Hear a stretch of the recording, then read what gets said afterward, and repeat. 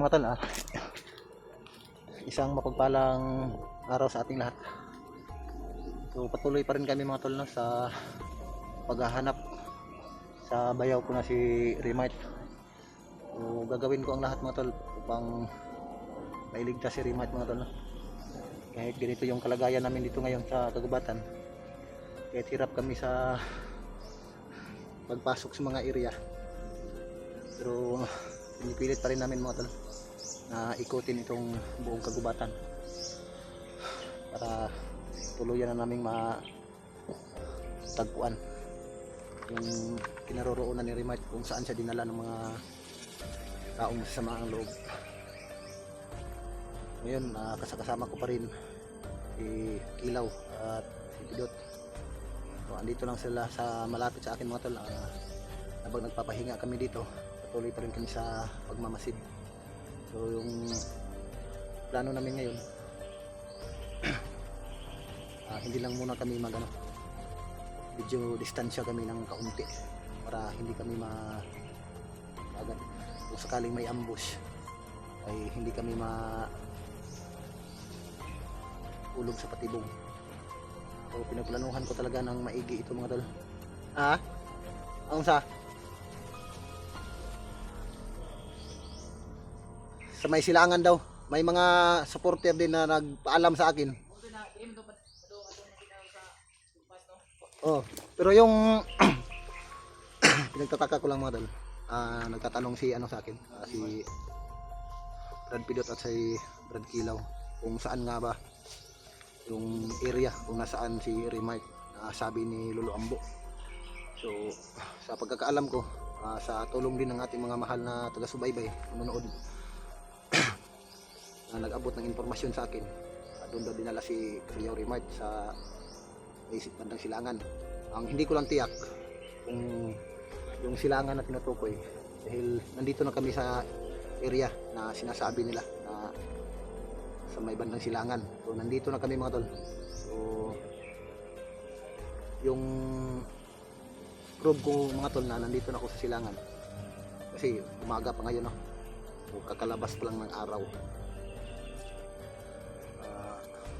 Makikita nyo naman yung dito sa bandang likuran ko, yung direction ng araw tungo dito. So doon galing yung araw mga tol.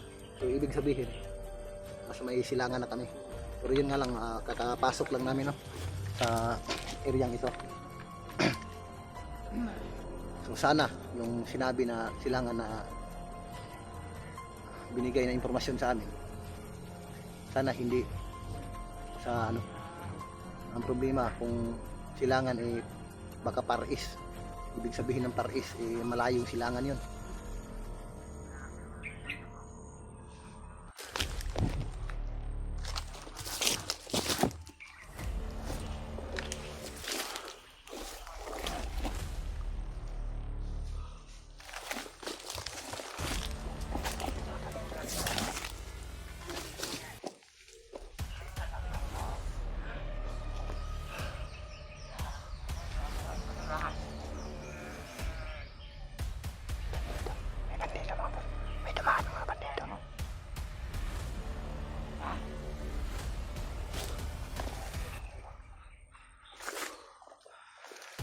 Pagmasdan lang muna natin.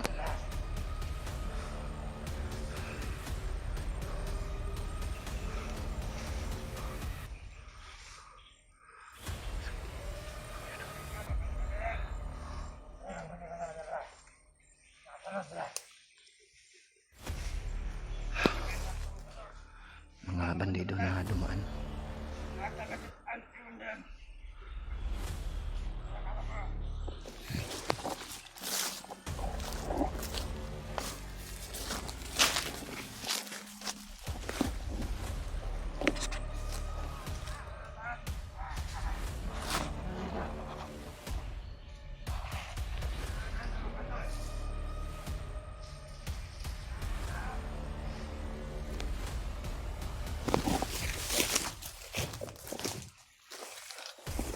Asa si Pidot? Kumpiyansa.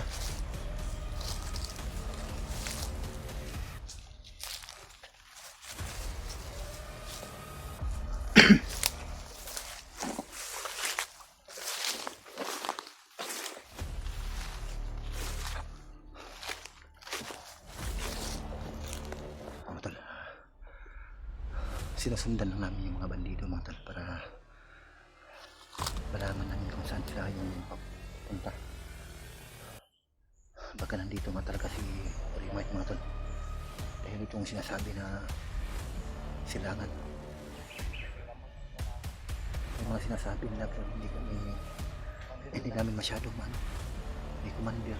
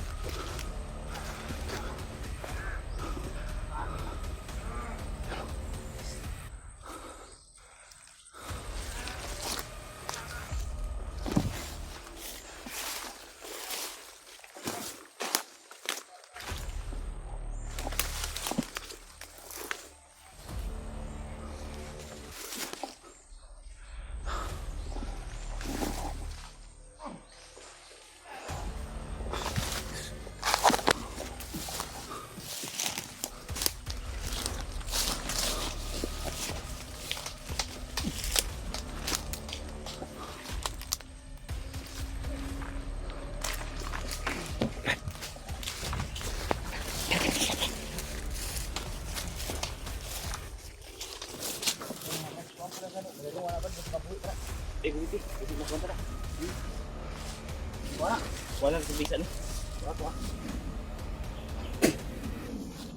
Wala na, wala nang buhay yan. Tol,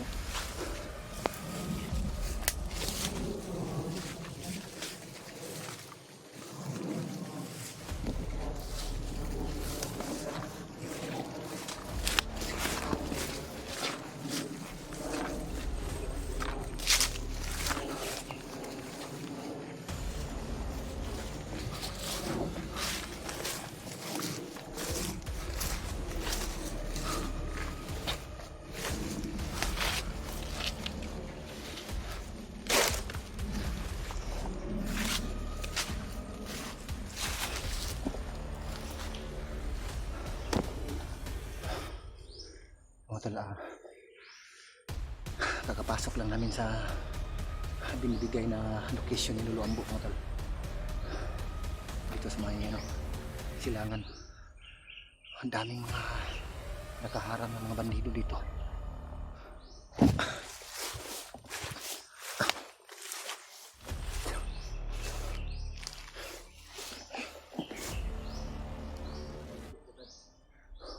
Oh, mga ano lang brad, mga 18 meters lang yung distance natin brad.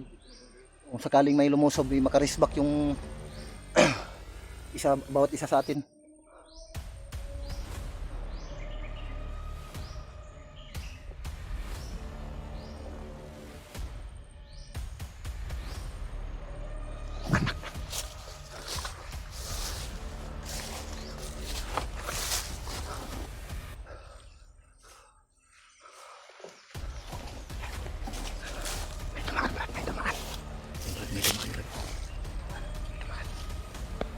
tama yung impormasyon na binigay sa atin ni Lolo Ambo.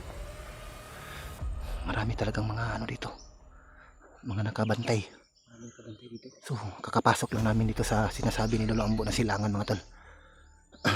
So ngayon ay kumpirmado na.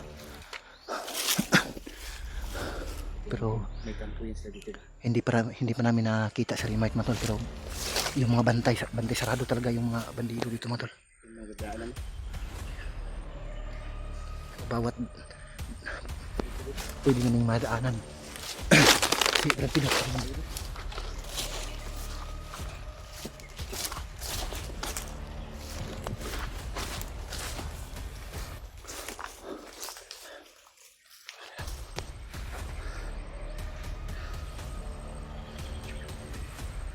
Kita ko sa likuran yung mga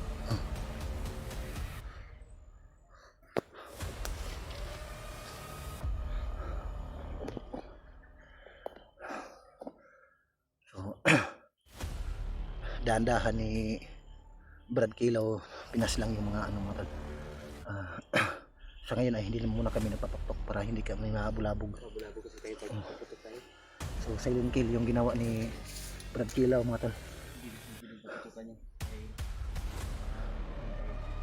So si Brad Pidot nandito lang malapit din sa amin, pero sinadya namin ito na medyo distansya kami para hindi kami mahalata agad sakaling may mga dumaan na mga bandido. So dahan-dahan namin ginubos yung mga bandido na nakabantay. Brad, ikutan mo Brad. Ikutan mo. Uy.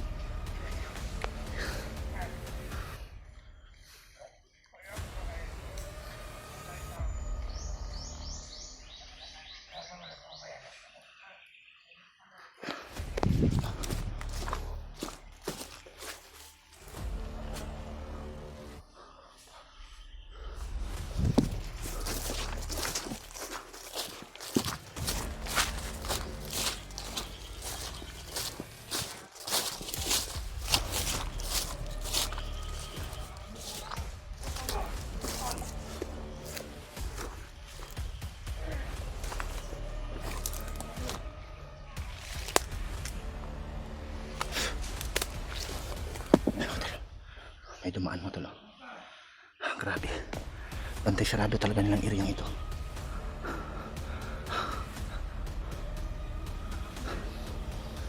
Susundan ng natin mga tol. Baka sakaling papunta sila sa kampo nila. So, pagkakataon na namin ito. Tol.